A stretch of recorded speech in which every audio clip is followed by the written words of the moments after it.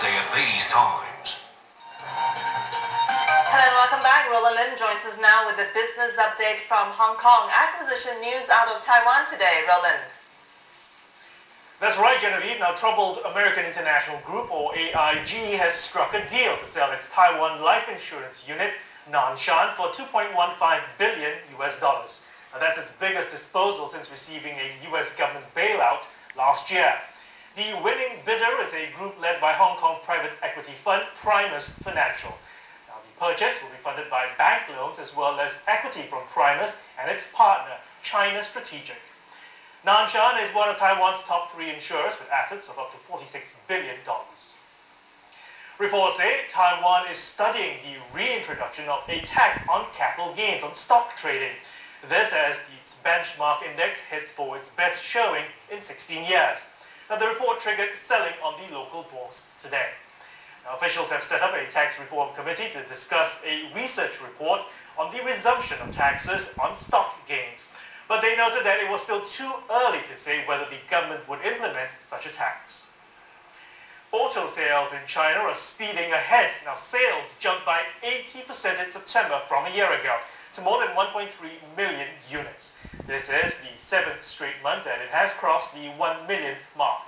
The jump is thanks in part to cuts in vehicle taxes and the introduction of auto subsidies in rural areas earlier this year. Now, sales of passenger cars, including sedans, multi-purpose vehicles, and sports utilities, soaring 84%. Commercial vehicle sales up 62%. Now, this puts China on track to break the 12 million unit mark for the full year.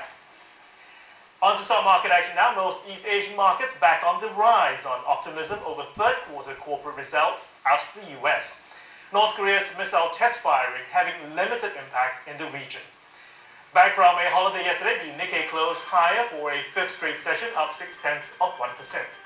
Automobile stocks helped push markets in China and Hong Kong higher today.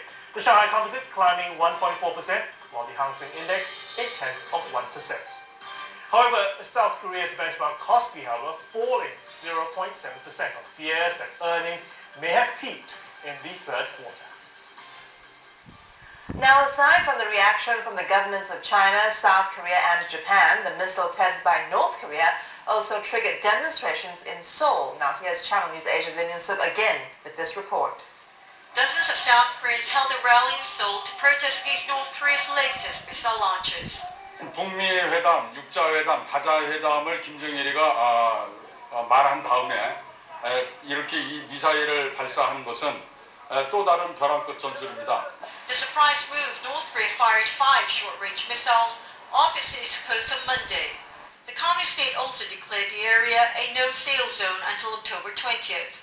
South Korean officials say Pyongyang could be preparing for more launches before then. 이번에 발사된 미사일은 과거에도 수차례 시험 발사된 것과 동일한 미사일이다. 뭐 이런 쪽의 내용으로 저희는 확인을 하고 있습니다. Neighbor Japan has expressed its concern.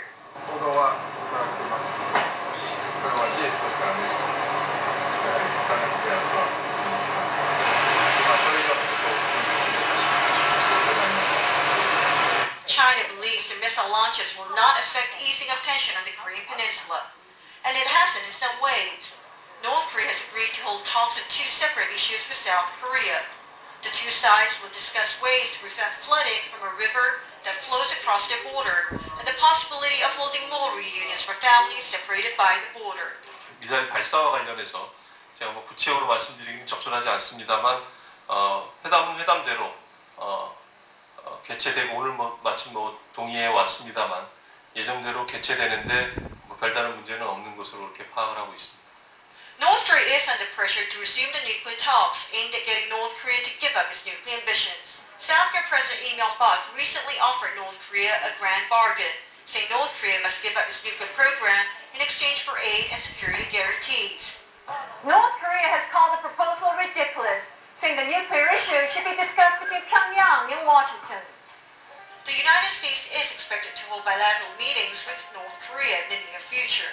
And experts say bilateral talks could take place sooner rather than later. Lim Yun-suk, Channel News Asia, Seoul.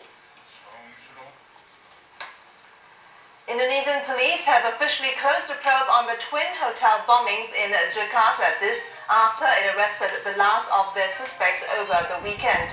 He was a 24-year student from the State Islamic University. Now, the West Sumatran anti-terror squad discovered the suspect in the midst of relief efforts in Padang. The student is believed to have tried to rent a room for the terrorists linked to the attack.